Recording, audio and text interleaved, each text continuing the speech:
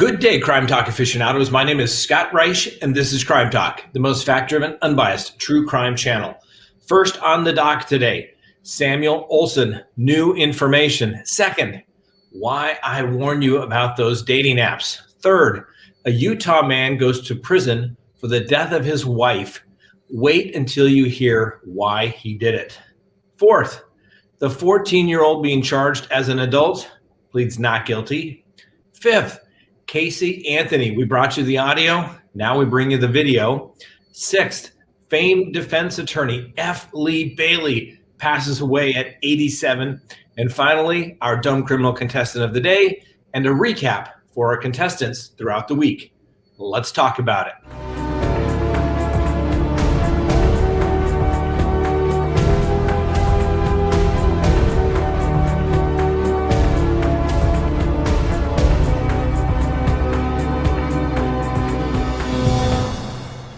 Good day, Crime Talk aficionados. This is Crime Talk, and my name is Scott Reisch.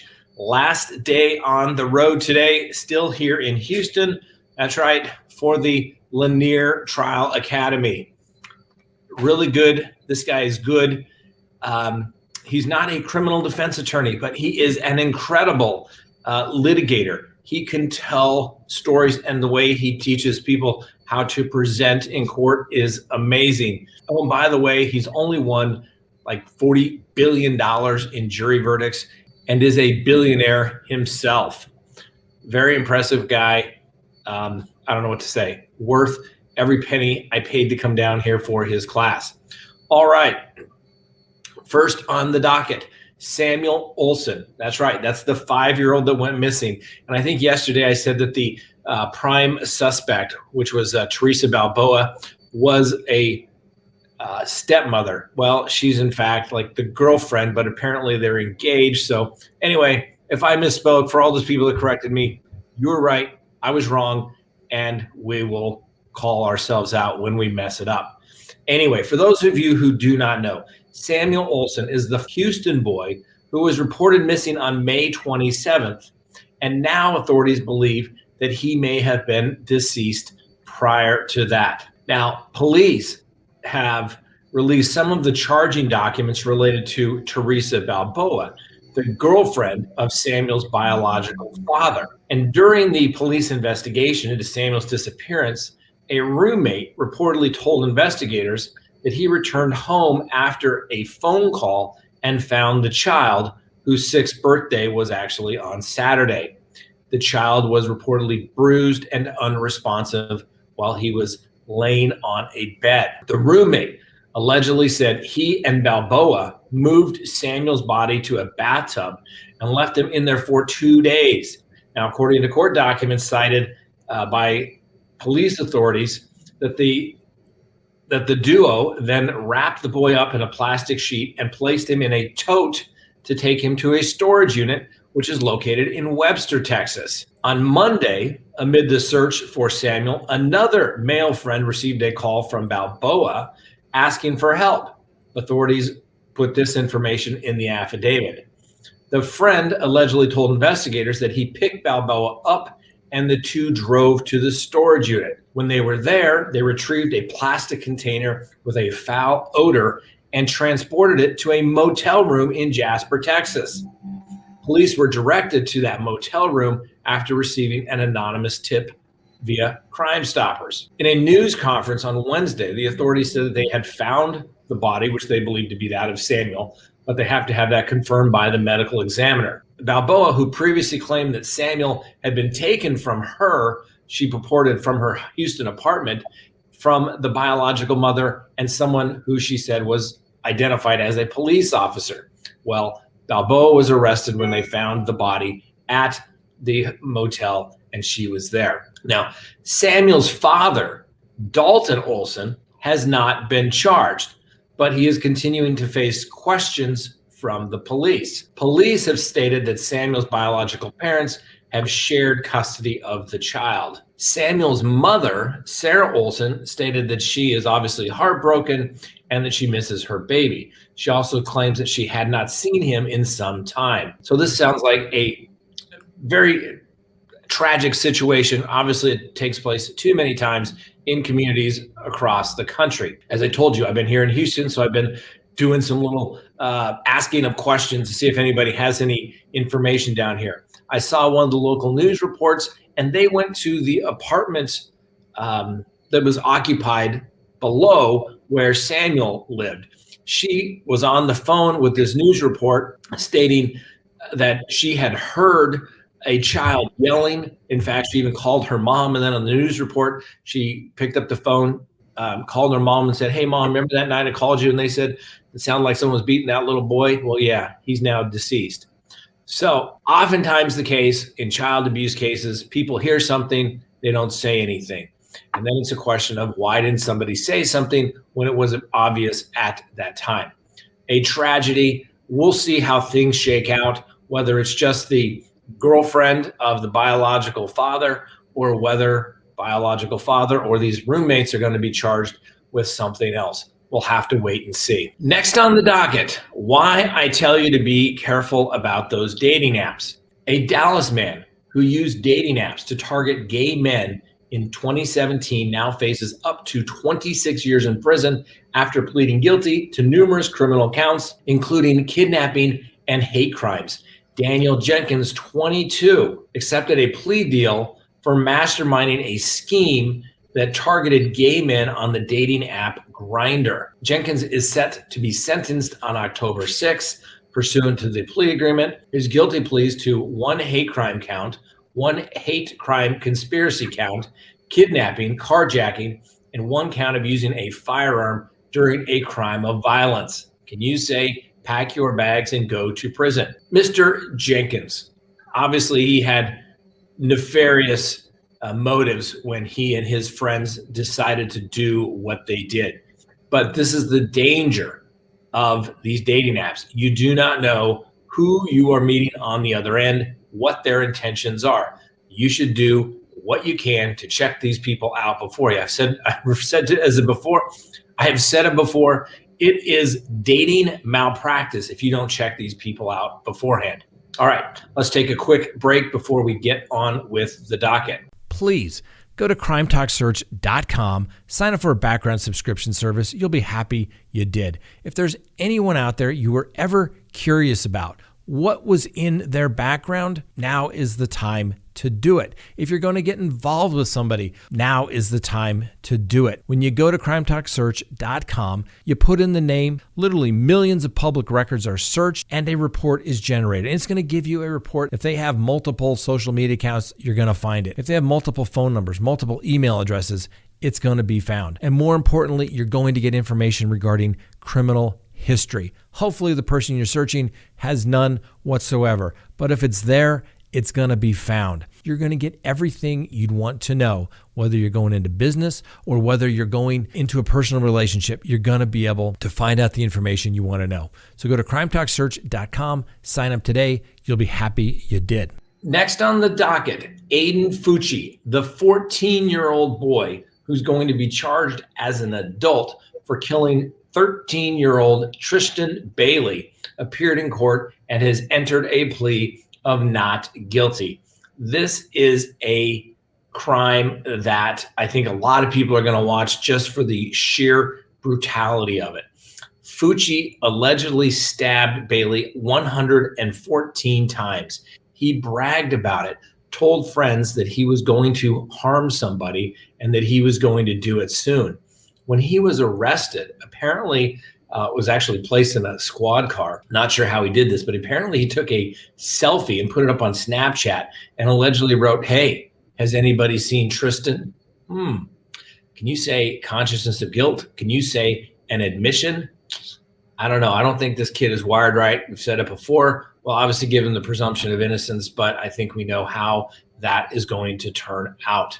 All right, next on the docket. The other day we brought you the 911 call with Casey Anthony, former criminal defendant, found not guilty.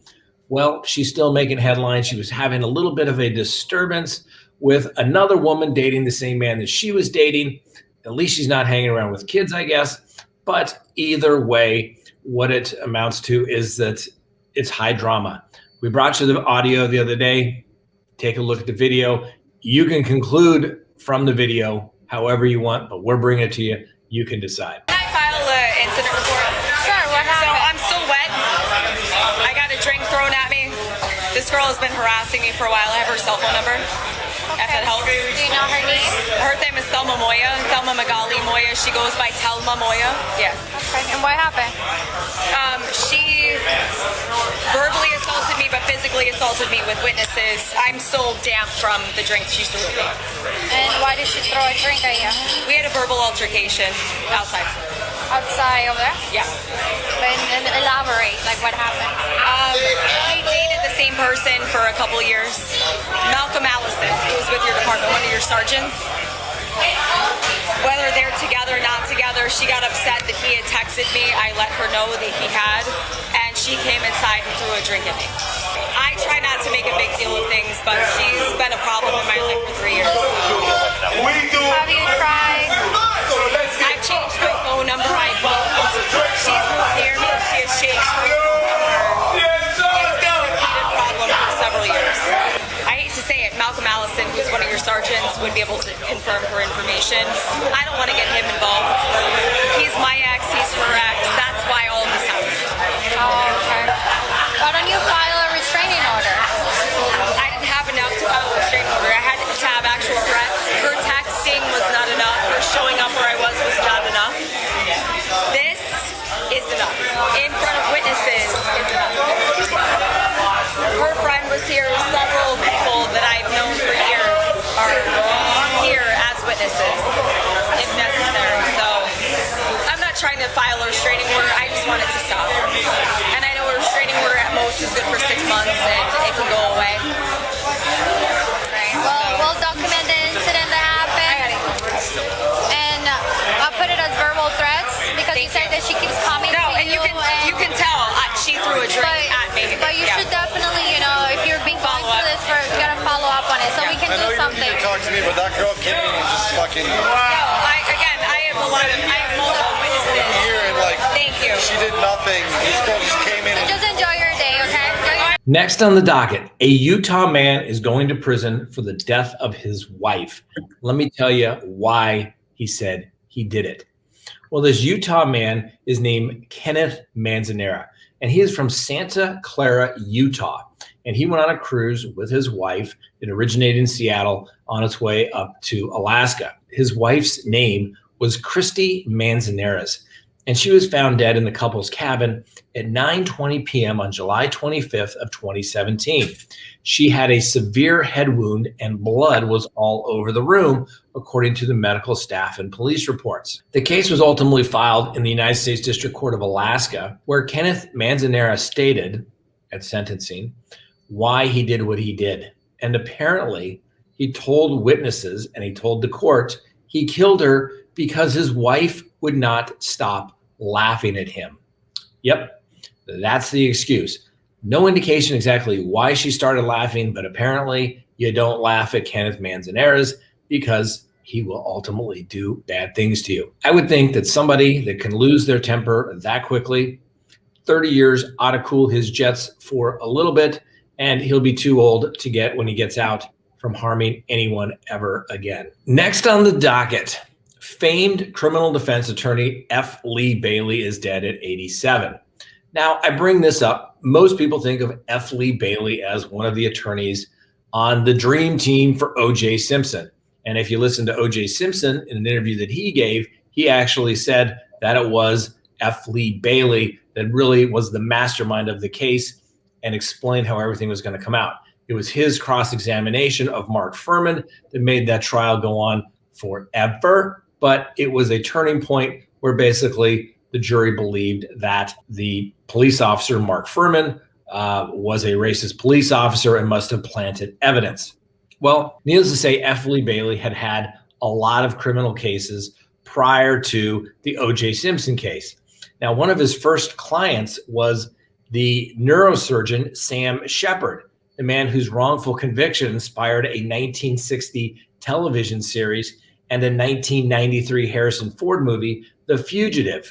Bailey began working on that case after being hired by Shepard's brother, in the 1960s to do the appeal. Bailey did right by his adamantly innocent and later legally vindicated client, and Bailey successfully convinced the United States Supreme Court that Shepard had been denied his right to due process.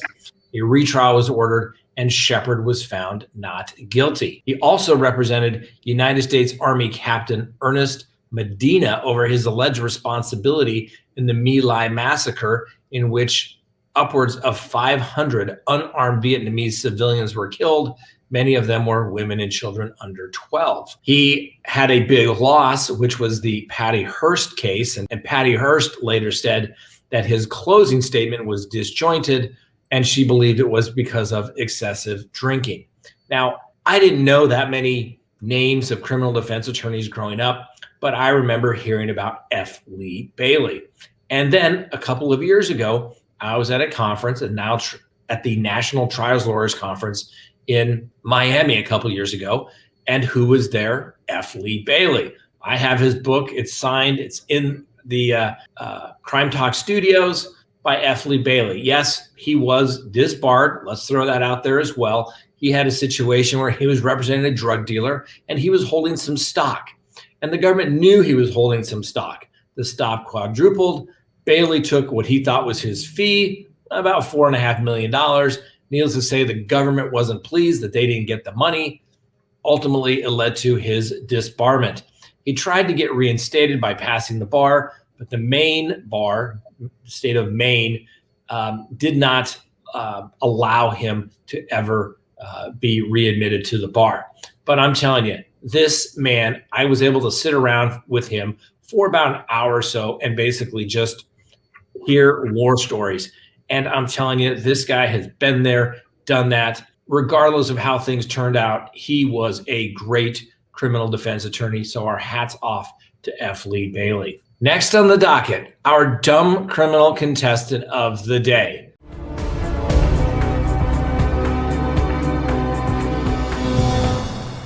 And I think this may be one of the older contestants that we've had, but it is 70-year-old Jerry Dietrich. And how can a 70-year-old possibly get in trouble, you might ask? Let me tell you how. Well, apparently Jerry Dietrich identifies himself as a Trump guy, and his neighbors identify as a Biden guy. So what did Mr. Dietrich decide to do? That's right. Go over to the neighbor's lawn and defecate in their lawn. This apparently occurred over multiple times and at multiple locations in the yard and some other yards as well. So apparently don't let Mr. Dietrich know that you are not a Trump guy or he will come defecate in your lawn. Mr. Dietrich was arrested, cited for littering. He has an arraignment on June 8th. We'll see if we can follow up on that one as well to see what goes on. Let's do a quick recap of our dumb criminal contestants of the week. Monday, we didn't have one. Tuesday, a drunk 19-year-old in Milwaukee broke into an Airbnb rented out to a bunch of Montana sheriff deputies. He had no recollection of how he got there or where he was. Wednesday, we had Donald Mullins, 44, got caught on video running out of the courtroom, then leaping over the railing, injuring himself when he would rather do that than be sentenced to prison after a jury had found him guilty of burglary. Thursday, we had Michael Jordan, MY-CHAEL,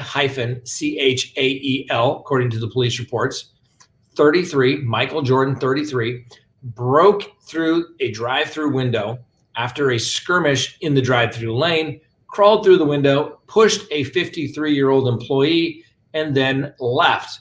Police gave chase. They had to tase him. He's been charged with resisting, and they believe that he was also under the influence of drugs. In addition to his resisting charge, he has counts of burglary, assault, and resisting ×3. Those are the dumb criminal contestants of the week. Please vote below. Let us know who you think should be crowned the winner. The winners will get sent to them at no charge a Crime Talk mug. But as always, if you would like Crime Talk gear without having to become a dumb criminal contestant, simply hit the link below and get that cool Crime Talk gear now. There's some new stuff that's up. I really think you'll like it. All right, That's all we have for you today. Have a wonderful day. We'll see you next time on Crime Talk, and we'll be back in the studio next week.